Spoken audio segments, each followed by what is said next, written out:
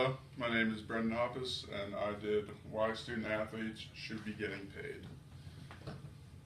Since President Roosevelt started the NCAA in 1905, the athletics have never been paid. Even though many people think these student athletes are already getting paid through their scholarships that they have received, there are many reasons why these athletes should be getting paid some money.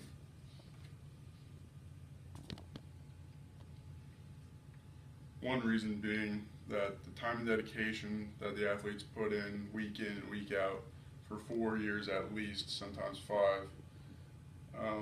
The average Division I football player spends approximately 43.3 hours per week working on the game, practicing, and in games, while the average working adult just averages 40 hours per week being at work.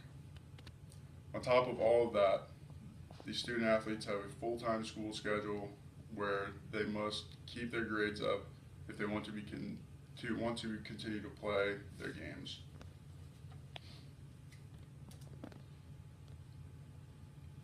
A lot of times, you'll see the student athletes struggling to make their ends meet. By NCAA rules and regulations, colleges are only allowed to give student athletes 2 meals per day, which for athletes in college is not enough. The athletes are also required to dress up on game days in suits, which are very expensive to rent or buy for the season.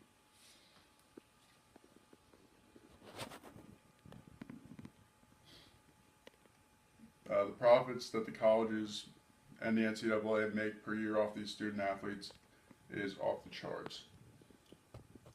NCAA profits approximately $11 billion per year from ticket sales, merchandise sales, and TV contracts. That $11 billion is more than what the NHL and the NBA as a league make per year.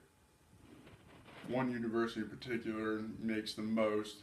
It's the University of Alabama, which their revenue is at $143.3 million, which is actually more than every NHL team and more than 25 of 30 NBA teams.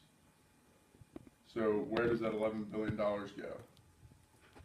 That $11 billion goes to coaches who get paid millions of dollars a year, and it goes to high-ranking officials.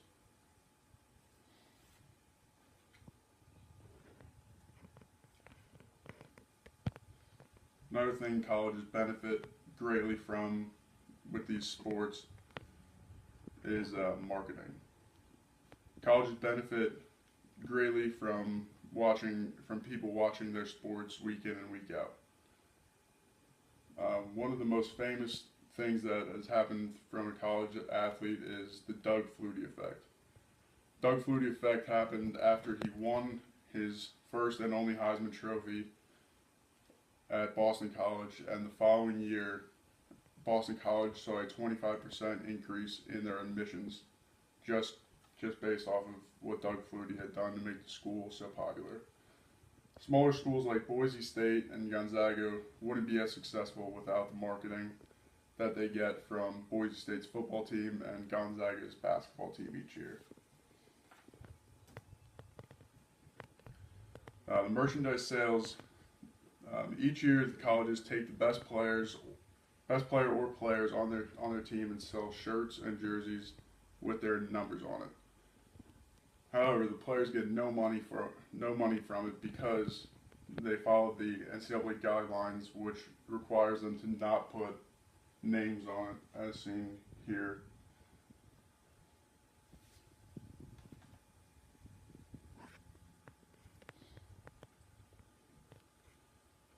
And then there were also college football games that were released. They were being released from 1993 to 2014, where EA Sports made college football games. they used the player's name, or the player's number, player's position, and player's likeness.